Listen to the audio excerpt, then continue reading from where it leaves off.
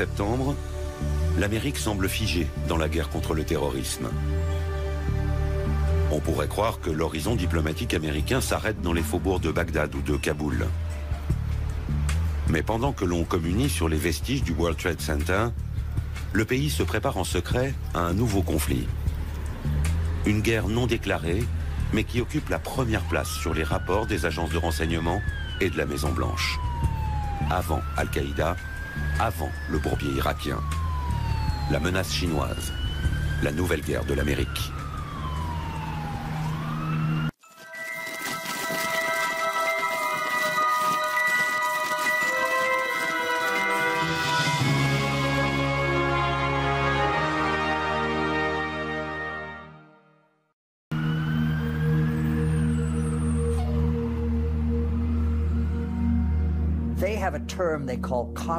Ils ont une expression, ce qu'ils appellent la puissance nationale globale.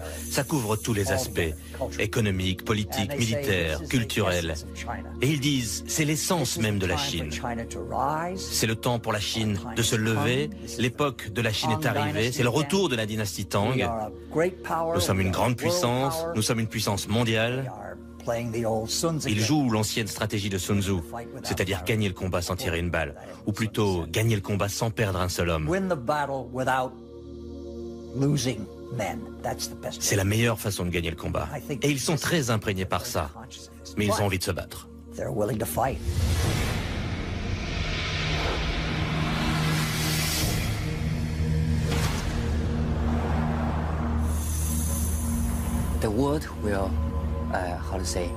Le monde, comment dire, sera dirigé par 3 pays de première classe. Le premier, ce sont les USA, les États-Unis d'Amérique. Le deuxième, ce sont les USE, les États-Unis d'Europe. Et ensuite, c'est la Grande Chine. À l'heure actuelle, je pense que la possibilité de voir les États-Unis d'Europe comme une grande puissance est très mince. Mais que les États-Unis resteront au top, ça c'est certain. La Grande Chine, c'est assez probable. Donc j'ai tendance à croire que les rapports sino-américains, ce sera la relation bilatérale la plus importante dans les prochaines années. Et que c'est cette relation qui décidera des relations internationales au XXIe siècle. Si ces rapports bilatéraux sont orientés à l'affrontement, alors le XXIe siècle entier sera un siècle d'affrontement.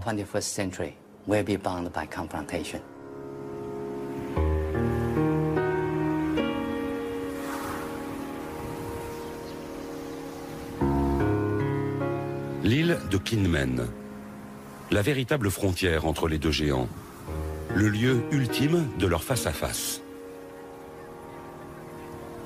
Cette petite île appartient à Taïwan, mais elle n'est qu'à 2 kilomètres des côtes chinoises. La province du Fujian, dont on aperçoit les rives, inaccessibles, et où des centaines de missiles balistiques pointent vers Taipei. 24 heures sur 24, on observe ici depuis 60 ans la Chine communiste. L'île, régulièrement menacée par Pékin, a subi des milliers de bombardements. Elle n'a jamais cédé. L'Amérique a fait passer un message à Pékin. La chute de Kinmen serait le début d'un affrontement direct. Nous sommes dans le détroit de Taïwan. C'est ici qu'un affrontement militaire pourrait un jour commencer.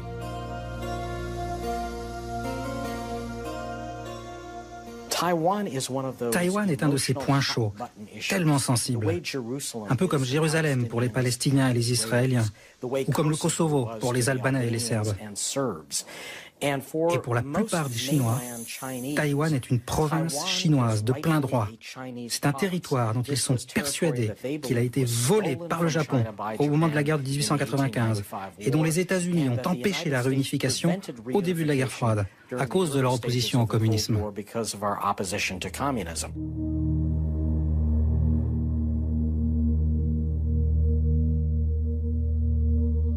En 1996, c'est dans ce détroit de Taïwan que la Chine et l'Amérique se sont lancés leur plus grand défi militaire. À Taïwan, les élections présidentielles en cours agacent le régime de Pékin. L'armée chinoise décide alors de lancer de grands exercices militaires dans le but de tester la réaction américaine.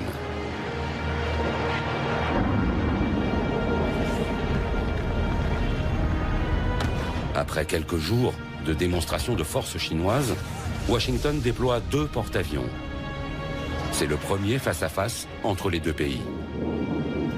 Pendant quelques jours, la tension est extrême entre ces deux puissances nucléaires.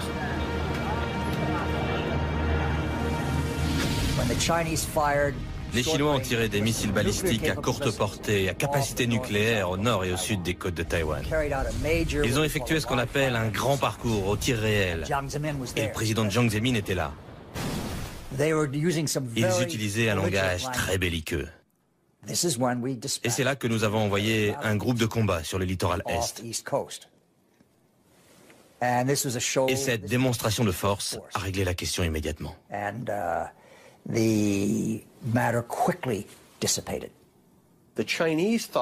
Les Chinois ont pensé que c'était excessif. Ils ont pensé qu'ils avaient un accord tacite avec les États-Unis et qu'ils pouvaient sans risque déplacer un arsenal limité pour montrer leur sérieux sur la question. Et que les Américains adopteraient une réponse très limitée et qu'après tout le monde reculerait. Alors ils ont vécu le déploiement d'un second porte-avions américain comme excessif et en quelque sorte humiliant parce qu'ils ne pouvaient rien faire pour retarder ou empêcher le déploiement de ces 2 porte-avions.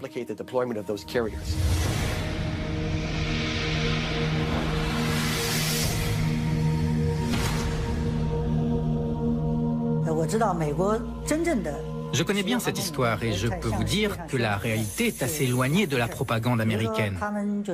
En 1996, j'étais là-bas. Les Américains avaient promis d'envoyer un porte-avions à Taïwan pour le jour de l'élection, pour protéger Taïwan. Mais en fait, le seul navire américain proche de Taïwan était le bâtiment d'espionnage électronique, le Bunker Hill. Et il était à plus de 200 000 nautiques. Le premier porte-avions américain, lui, était à 600 000 nautiques de Taïwan. Donc, la réalité, c'est que les Américains ont annoncé leur venue, mais ils sont restés à distance. Ils voulaient éviter à tout prix tout incident et ils n'ont pas osé s'approcher de notre armée.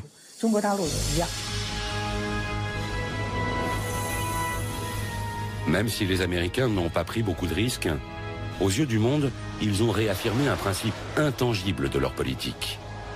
Ils soutiennent Taïwan. Et ils continueront malgré le développement de la puissance chinoise.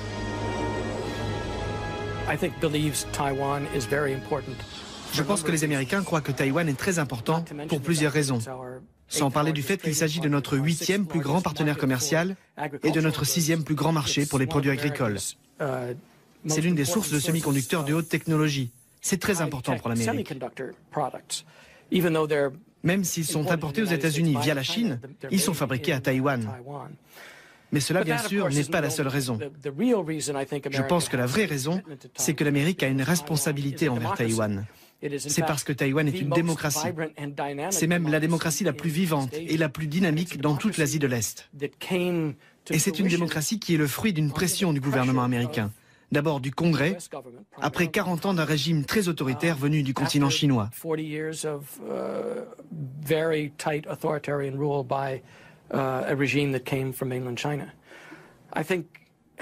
Je pense néanmoins que la vraie raison pour laquelle les États-Unis et surtout le Pentagone s'inquiètent tellement du sort de Taïwan, c'est parce que depuis 50 ans, ça a été un partenaire crucial en matière de défense et d'espionnage, y compris pendant ces 30 dernières années, depuis la reprise des relations avec les républiques populaires de Chine. Nous avons gardé une très forte coopération de défense et d'espionnage avec Taïwan.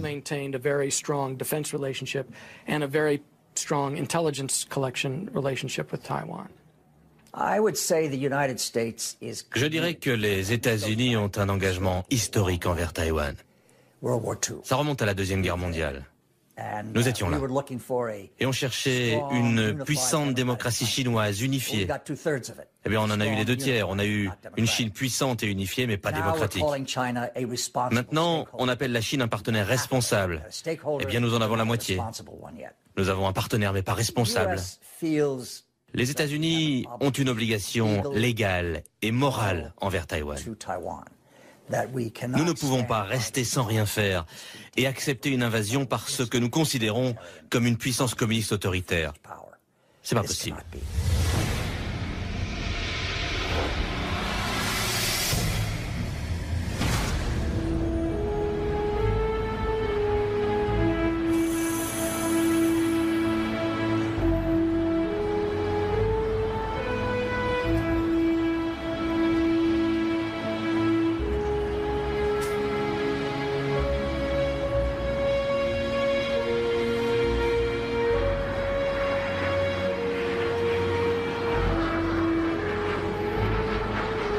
Taïwan, une île de 23 millions d'habitants à 250 km des côtes chinoises, est aujourd'hui l'enjeu stratégique le plus brûlant entre la Chine et les États-Unis.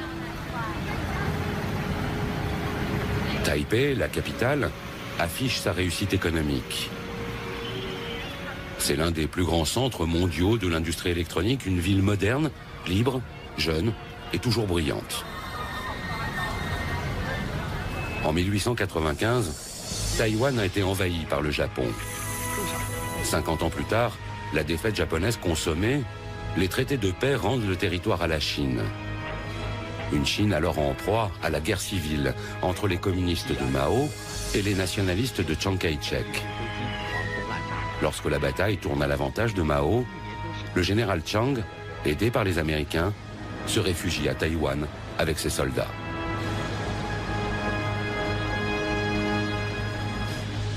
Depuis, deux gouvernements chinois cohabitent. À Pékin, le régime communiste, qui contrôle tout le continent. À Taipei, le régime nationaliste, devenu petit à petit une démocratie, qui s'appelle République de Chine, mais qui ne contrôle que Taïwan. Officiellement, ces deux gouvernements affirment être les représentants légitimes de tous les Chinois. Taïwan n'est pas reconnu comme un État par l'ONU. Une vingtaine de petits pays seulement entretiennent des relations diplomatiques avec l'île. Fragile indépendance. D'autant qu'à Pékin, on considère Taïwan toujours comme la 23e province de la République populaire, une province rebelle que le régime entend réunifier à la mère patrie. Je dirais qu'il y a deux motivations principales. Il y en a beaucoup d'autres, mais deux sont majeures. La première, c'est la fierté nationale, l'unification de la Chine. Ils y sont très attachés. Et c'est une force émotionnelle qui imprègne toute la Chine. Et vous ne pouvez pas la négliger, c'est sérieux, c'est puissant. La deuxième motivation est stratégique. Ils savent à travers l'histoire que si Taïwan est entre des mains hostiles, alors la Chine est directement menacée. Si vous tournez le globe terrestre, et si vous êtes le commandant en chef de la marine chinoise,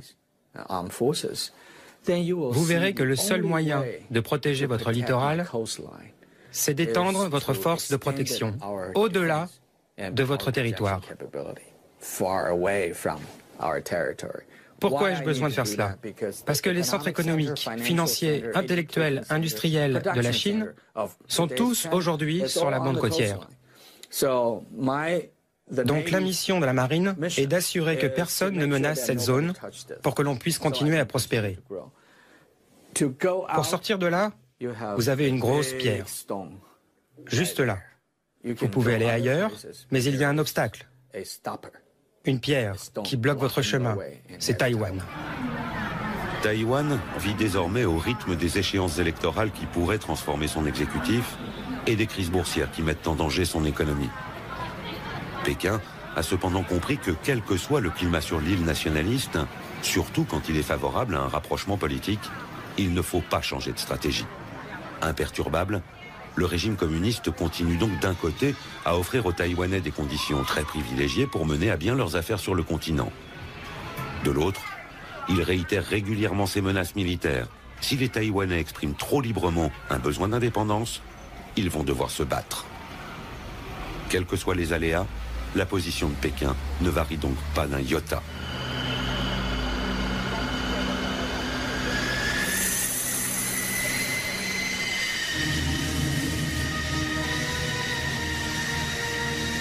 Une autoroute au milieu de l'île de Taïwan.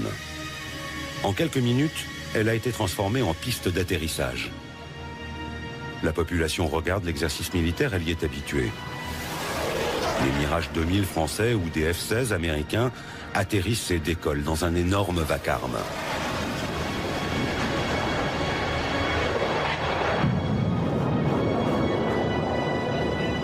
Face à l'incertitude du soutien américain, Taïwan organise sa propre défense. On sait ici que les aéroports seront les premiers visés. Les stratèges des deux côtés du détroit affirment que la guerre sera d'abord une bataille aérienne.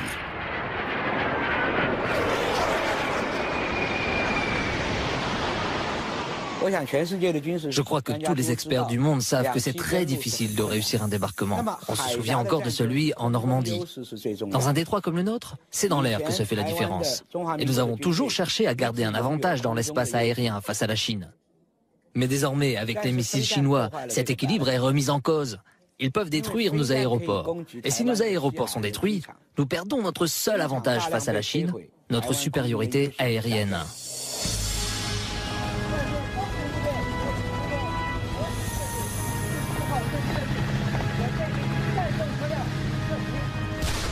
Les forces taïwanaises se concentrent donc dans l'armée de l'air, mais aussi dans les forces spéciales terrestres. Elles s'entraînent pour faire face à l'armée populaire de libération chinoise. En cas de conflit, on s'attend sur l'île au parachutage de troupes d'élite venues du continent pour attaquer les cibles stratégiques taïwanaises. Chaque Taïwanais est conscient que si la guerre éclate, c'est Taïwan qui va prendre les premières balles. Non seulement nous allons prendre les premières balles, mais ça continuera pendant 2 semaines, voire 1 mois avant que les renforts américains arrivent. Et il n'y a aucune chance que les États-Unis viennent s'engager dans un combat difficile. S'ils veulent vraiment s'engager, il est préférable pour eux d'attendre que les Taïwanais aient d'abord décimé les troupes d'élite chinoises. Alors, les États-Unis pourront arriver, nettoyer le champ de bataille et remporter une victoire facile. Tout le monde connaît cette réalité à Taïwan.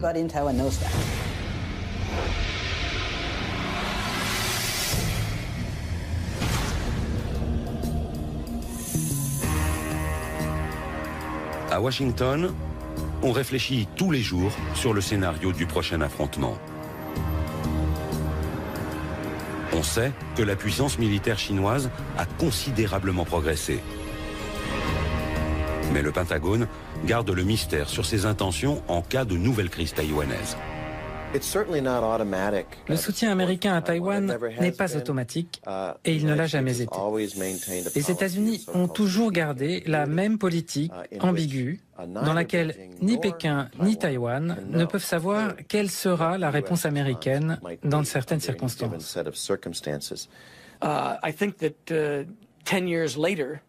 Je pense que 10 ans après la crise des missiles du détroit de Taïwan en 1996, nous appréhenderions la question taïwanaise avec un petit peu plus de précaution.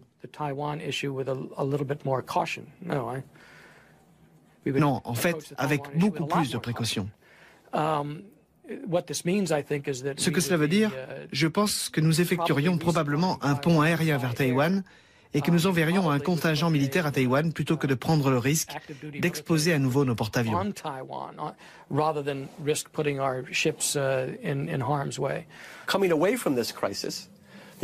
Je pense que les États-Unis n'ont pas tiré les bonnes conclusions de cette crise de 1996.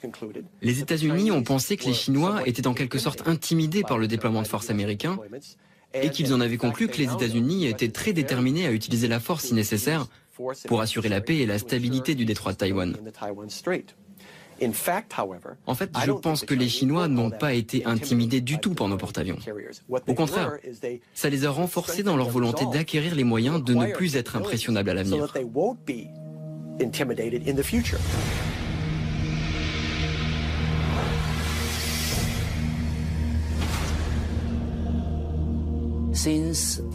Depuis 1996, c'est-à-dire depuis la confrontation entre la Chine et les États-Unis dans le détroit de Taïwan, je pense que la modernisation de l'armée chinoise s'est accélérée. Et nous voyons, comme le monde entier, les progrès réalisés. Maintenant, la Chine possède le J-10. C'est un avion de combat de la 3e génération. Ce qui fait de la Chine le 3e pays indépendant à produire des chasseurs de 3e génération. Je pense que c'est un signal fort en direction des États-Unis pour montrer l'avancée de la modernisation militaire chinoise. If China's own terminal objective is trying to Si leur but final est de prendre Taïwan par la force, je pense que la capacité militaire est suffisante. Mais selon moi, ce n'est pas leur but. Car ils augmentent leur budget militaire depuis des décennies, presque chaque année avec un pourcentage à 2 chiffres. Et leur budget n'est pas transparent. On peut estimer qu'en réalité les chiffres sont 2 voire 3 fois plus élevés que les budgets qu'ils publient.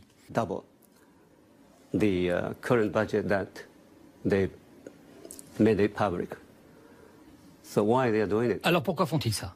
Ils essaient même de montrer qu'ils ont la capacité de détruire des satellites dans l'espace. Et pourquoi font-ils ça? Parce qu'ils veulent montrer au monde entier qu'ils sont capables de devenir un jour la superpuissance capable de dominer même les États-Unis.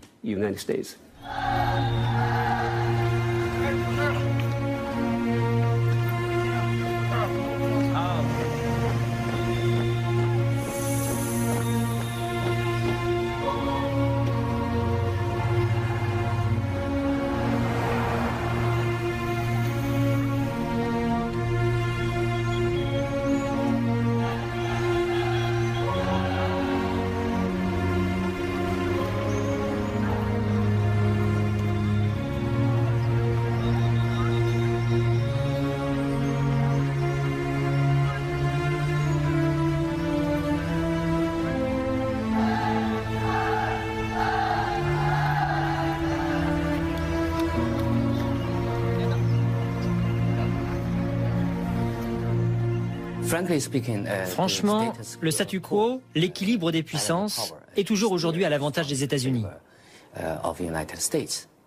Mais je pense que les rapports de force sont en train de changer. Et le temps joue en faveur de la Chine.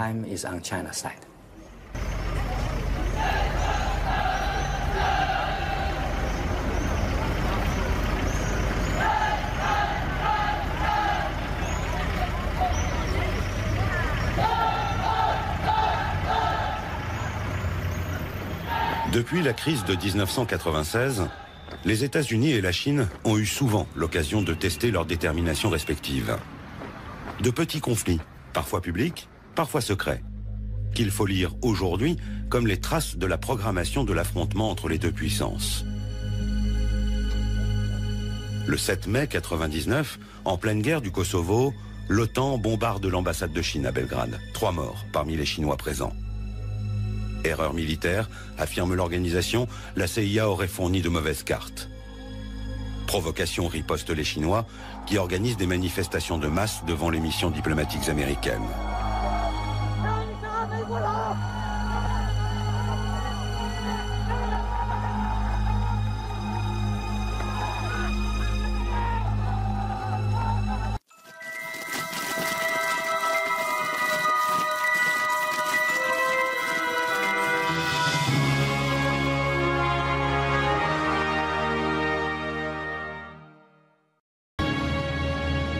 L'armée populaire de libération progresse ainsi à chaque petite bataille. Elle analyse toutes les techniques et les stratégies américaines. C'est presque une obsession à Pékin. Le développement militaire chinois est entièrement tourné vers une confrontation avec les États-Unis. En 1996, la Chine a compris que les porte-avions étaient la principale menace. Elle a donc cherché à développer des armes pour les contrer. Il y a plusieurs choses que les Chinois ont fait au cours des dernières années pour améliorer leur potentiel. Par exemple, ils ont construit un grand nombre de sous-marins, des sous-marins diesel, plus sophistiqués. Et contrairement à ce que beaucoup de gens pensent, beaucoup de sous-marins diesel sont plus silencieux que certains sous-marins nucléaires. Ils sont très difficiles à repérer. Les Chinois ont développé un grand nombre de ces nouveaux types de sous-marins diesel. Ils ont aussi mis au point de nouveaux navires de guerre de surface. Ces deux compétences peuvent avoir des conséquences concrètes sur la situation taïwanaise. Et les Chinois ont aussi fait patrouiller des sous-marins dans certaines circonstances, bien au-delà de Taïwan. Ils les ont déployés autour de Guam, qui est maintenant en train de devenir une zone de présence militaire américaine accrue dans le Pacifique. Ils ont montré en faisant ça qu'ils ont la capacité de déployer des sous-marins en eau très profonde, très loin de leur base. Et c'est devenu une préoccupation pour n'importe quel commandant américain qui souhaite envoyer un groupe aéronaval près de Taïwan. Le 26 octobre dernier, notre porte-avions, le Kitty Hawk, était dans les environs d'Okinawa. Et tout d'un coup, on a vu émerger au milieu du groupe aéronaval un sous-marin chinois très moderne que personne n'avait vu ni détecté. Il a fait surface à quelques milles nautiques à peine du Kitty Hawk. Et on sait que ce sous-marin était équipé de torpilles très perfectionnées et que s'il l'avait voulu, il aurait pu nous couler notre porte-avions. Les Chinois savent que nous sommes militairement dépendants de deux choses en Asie. Numéro 1, les satellites. Numéro 2, les porte-avions. Eh bien, ils nous ont montré qu'ils peuvent neutraliser ces deux forces. Est-ce qu'ils vont le faire? Je n'y crois pas. C'est ce qu'on peut appeler une guerre psychologique.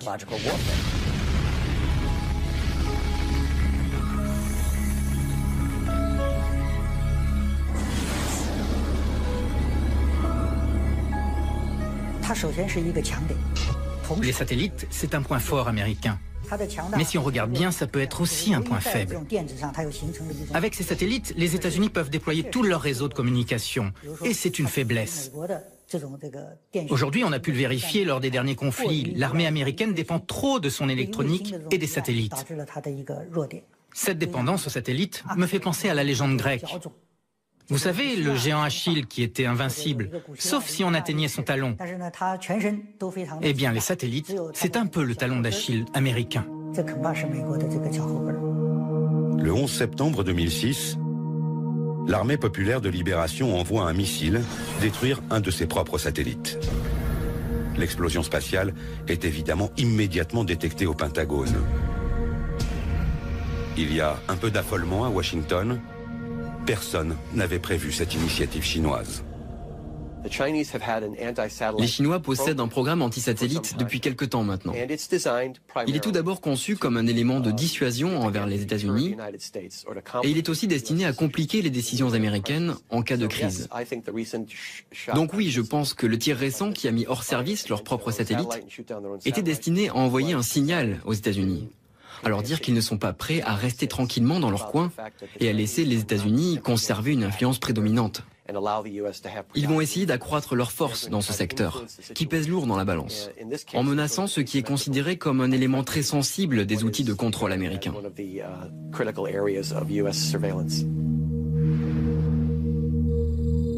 L'armée chinoise a aussi développé un autre système pour aveugler les satellites américains. Des lasers géants qui ne les détruisent pas, mais qui les aveuglent suffisamment pour les rendre inutiles. Ça n'est pas de la science-fiction, mais une technologie déjà en service. Et puis, il existe une arme plus terrible encore, une arme que les Américains ou les Français maîtrisent déjà et que l'armée chinoise a développée en priorité.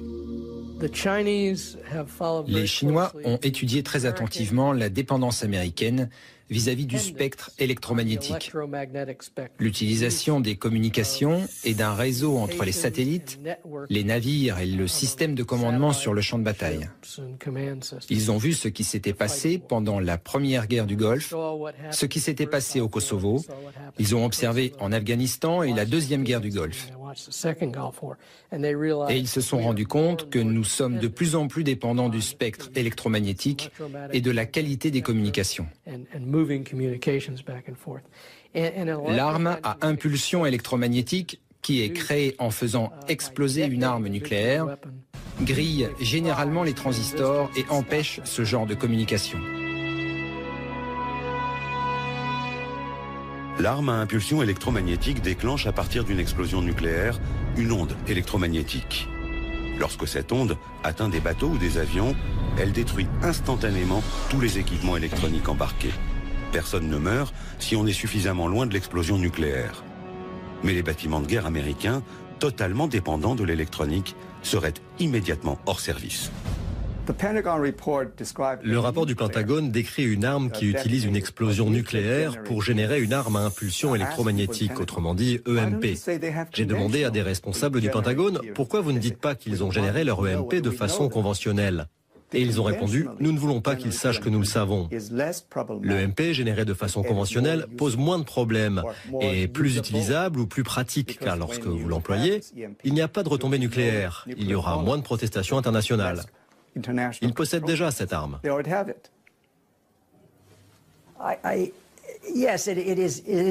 Oui, c'est comme abattre un satellite, faire apparaître un sous-marin près d'un porte-avions, le crash de l'EP3 à Hainan.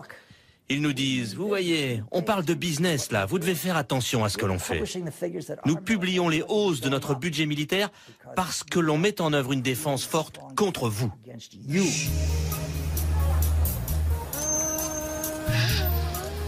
Cette puissance que la Chine développe n'est pas seulement militaire. Le régime a compris qu'il devait utiliser chaque citoyen, chaque entreprise, chaque organisation dans sa confrontation avec les États-Unis. Une course à l'armement n'aurait pas de sens contre Washington. C'est une guerre pour l'énergie, les médias, la culture, les matières premières. Et face à une Amérique qui surconsomme, qui se surendette, une Amérique obèse de ses propres excès, la Chine oppose sa meilleure arme, sa vertigineuse croissance économique.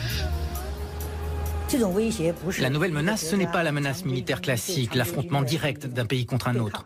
Aujourd'hui, ce n'est plus canon contre canon, avion contre avion ou tank contre tank. L'affrontement prend beaucoup de formes, sur beaucoup de terrains. Par exemple, la finance ou les médias. Il peut y avoir des attaques dans tous ces domaines. Le but, le résultat de ces conflits d'un nouveau genre sont le même que dans toutes les guerres. On veut forcer l'adversaire à accepter sa volonté. C'est toujours une guerre, mais ce n'est plus la guerre militaire conventionnelle. La guerre aujourd'hui dépasse ce domaine militaire. C'est ce que nous appelons la guerre sans limite. Il faut apprendre à décrypter les batailles de cette nouvelle guerre. Parfois, ce sont de tout petits événements qui semblent anodins à première vue. Ainsi, le 27 février 2007, les principaux indices boursiers américains plongent. Paris vient de perdre 3%, New York dévisse. À l'origine de ce mini-crack, une tornade qui est née à l'autre bout du monde, à Shanghai. La bourse de la ville vient subitement, sans raison, de perdre 9%. Et elle entraîne toute la planète dans sa chute. Personne ne comprend vraiment ce qui s'est passé. Mais à New York, on médite la leçon. La Chine vient de démontrer qu'elle peut utiliser sa nouvelle puissance économique pour déstabiliser ses adversaires, surtout quand ils sont affaiblis, comme les États-Unis, par la crise des subprimes. La Chine utilise son économie de plusieurs manières. D'abord parce que ça lui donne de l'influence. En Asie du Sud-Est, partout dans le monde, ils investissent de l'argent lorsque leurs dirigeants visitent les capitales, ce qui leur permet de signer des accords. La deuxième manière, c'est qu'ils font juste savoir ce qu'ils pourraient être capables de faire. Par exemple, les 1,2 milliard de dollars de réserves de change chinoises en 2007. 40% de cette somme sont investis dans des bons du Trésor américain. Si Pékin décidait de transférer ces investissements en euros, ça serait très douloureux pour les États-Unis. Mais Pékin n'a pas besoin de le dire. Il a juste besoin que ça se sache. Et à Washington, on ressent une grosse migraine. La Chine et l'Amérique multiplient ainsi les champs de bataille. La contrefaçon des DVD d'Hollywood, le rappel des jouets chinois par des constructeurs américains, la réception du Dalai Lama à Washington, le rachat par Pékin de compagnies pétrolières. Des centaines de conflits. La Chine et l'Amérique pensent qu'ils doivent dominer pour survivre. Les États-Unis consomment à eux seuls plus de 35% de toute la consommation mondiale. C'est 8 fois plus que ce qu'ils représentent dans le monde par leur population. Alors bien sûr, ils adorent cette position en tant que seule superpuissance. Ils peuvent accéder à de nouvelles ressources. Alors tous les partis politiques américains soutiennent la même politique étrangère. Les États-Unis doivent demeurer le seul leader mondial. Et ils restent sur leur garde face à tout pays, quel que soit le nom de ce pays. La Chine, la France, la Russie, l'Allemagne, l'Inde, le Brésil. Le pays qui viendra menacer leur domination sera pour eux un problème.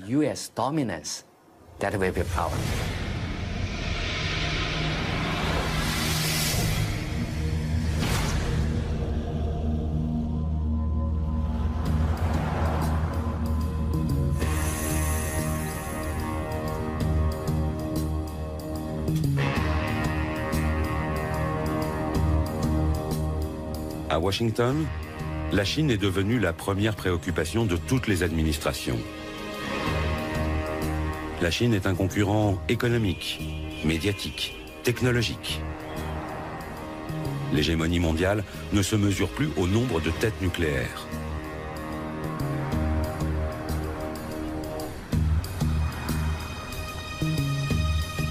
Au Congrès, on a même installé une commission permanente d'enquête, unique en son genre, chargée d'étudier les défis économiques et de sécurité posés par la Chine.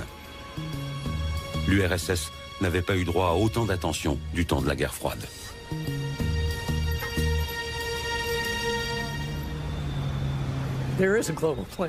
Il y a un projet global de la part de la Chine. Ils en ont même deux. L'un a démarré en 1986, appelé le programme 863, et l'autre en mars 1997, appelé le programme 973.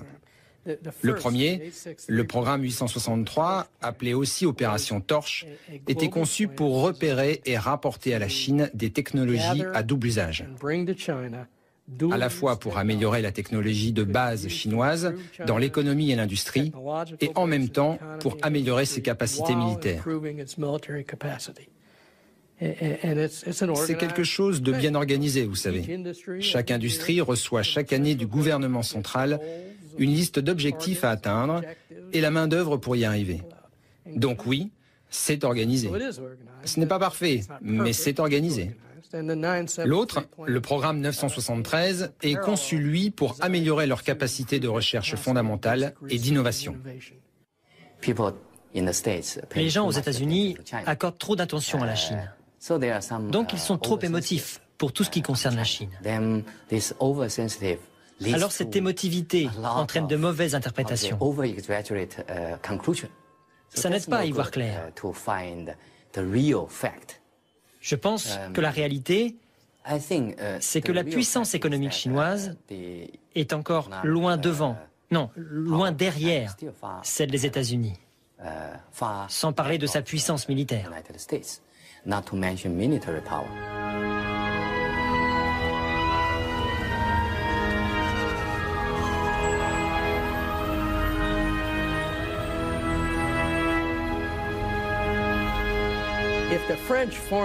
Si les services secrets français approchent un étudiant et lui demandent « Quand tu seras dans telle ou telle université aux États-Unis, on veut que tu ailles dans des laboratoires et que tu récupères des informations. » L'étudiant peut répondre « Je suis occupé, ça va me déranger dans mes études. » Si le service d'espionnage chinois approche un étudiant chinois et lui dit « Tu veux un visa ? Tu veux un passeport ? Quand tu seras aux États-Unis ou en France, tu feras ta thèse là-dessus. Tu vas travailler sur ce projet et tu nous feras un rapport, sinon tu ne trouveras jamais de travail en Chine, ou bien ta famille perdra sa maison. Ils sont capables de faire ça. Les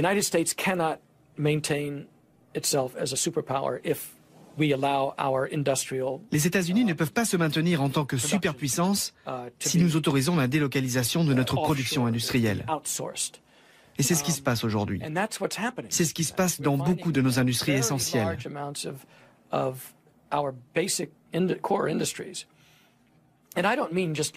je ne parle pas simplement de l'acier. L'acier en fait partie, comme le cuivre. Vous savez, toutes ces ressources fondamentales. Mais aussi les secteurs comme les semi-conducteurs. Quand on sait que notre industrie de semi-conducteurs est passée de 12 usines de fabrication de haute technologie à 3, car de plus en plus sont fabriqués à Taïwan et au Japon, non, pas au Japon, à Taïwan et en Corée du Sud, et jusqu'en Chine. Si on autorise notre haute technologie comme l'électronique la plus pointue, la science, la recherche et développement à être délocalisée en Chine, alors on ne peut pas survivre en tant que superpuissance. We can't survive as a superpower. Cette guerre technologique culmine dans le cyberespace. La Chine et les États-Unis forment des armées de soldats numériques qui espionnent ou attaquent les réseaux de l'ennemi.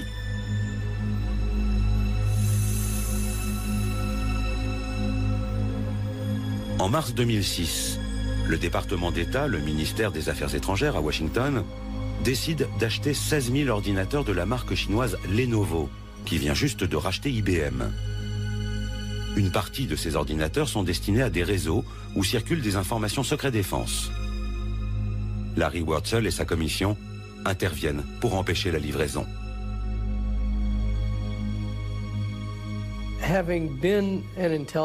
J'ai été un officier des services secrets pendant longtemps, 25 ans dans l'espionnage militaire. J'ai travaillé une bonne partie de ce temps dans le contre-espionnage, dans l'espionnage des transmissions et des communications. Donc je sais, je peux dire que c'est techniquement possible d'implanter des logiciels ou même des éléments matériels dans un ordinateur pour permettre à quelqu'un l'accès à un réseau entier.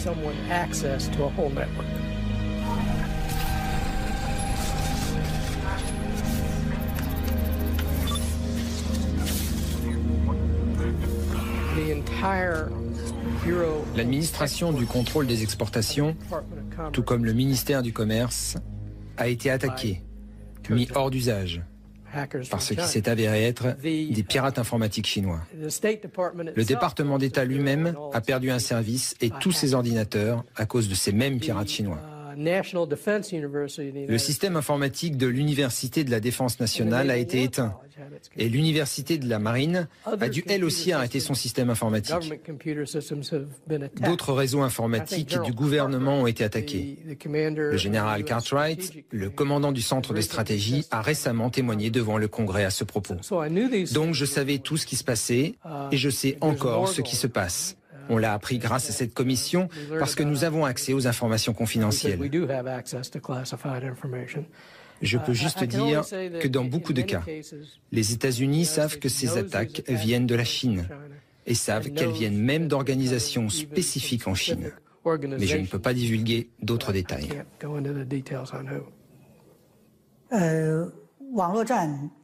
La guerre sur Internet est aussi vieille que l'Internet lui-même. Et on ne peut pas dire que ce soit une invention chinoise. La CIA et la NSA américaine emploient au moins 25 000 personnes sur Internet. Ils ont les plus grands centres d'écoute et de surveillance d'Internet. Donc c'est vrai, la guerre existe sur Internet, la guerre a commencé sans qu'un missile ne soit lancé, sans que le monde ne s'en aperçoive. La guerre a commencé par tous ces moyens nouveaux.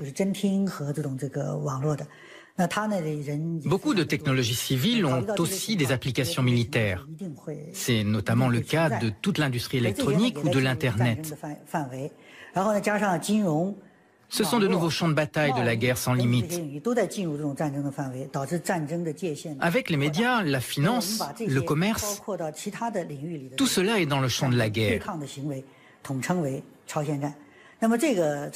C'est une guerre, car il y a un réel antagonisme et que les participants tentent de prendre l'avantage sur leur adversaire. C'est la nouvelle forme de la guerre sans limite.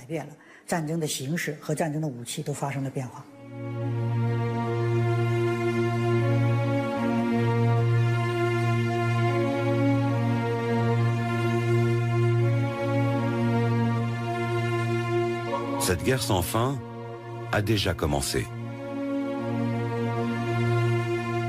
Un peu partout dans le monde, on se bat pour le pétrole, pour l'eau, pour des ressources que le développement de la Chine rend limitées aux yeux de l'Occident.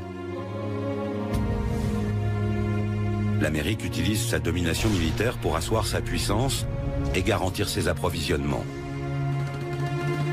La Chine propose une stratégie asymétrique. Elle cherche les points faibles de son adversaire. Cette guerre se manifeste désormais partout dans le monde. En Corée du Nord, en Birmanie, en Iran, au Darfour, partout où la planète brûle, la Chine et l'Amérique s'opposent en coulisses.